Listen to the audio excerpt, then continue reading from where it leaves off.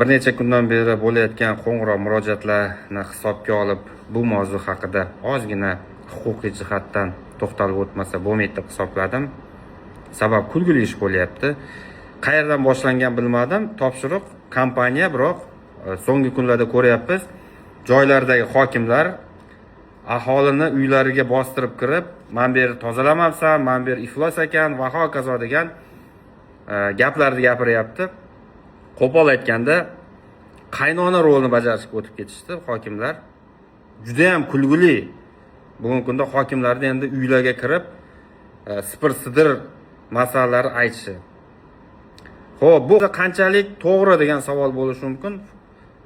O'rtoqlar bilib qo'yinglar va hokimlar ham agar o'zini hurmat qilgan, kulguga qolishni istamagan, qonunni buzishni istamagani bo'lsa, eshitib qo'ysa foydali bo'ladi.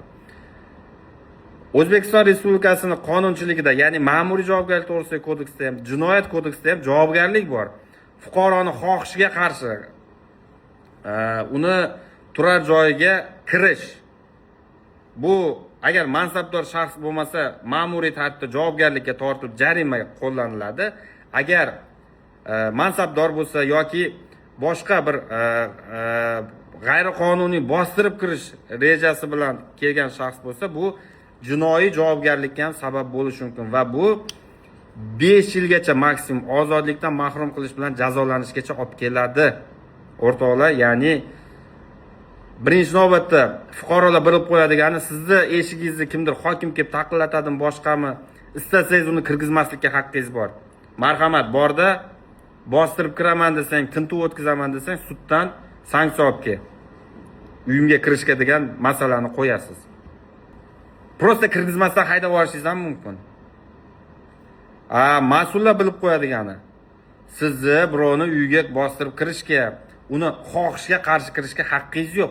U mehmon sifatida marhamat kiring desagina kirasiz, lekin siz uni nima uyini videoga olib, "Ma'miting iflos ekan, boshqa ekan" deb shu buni tarmoqqa qo'yyapsizlar.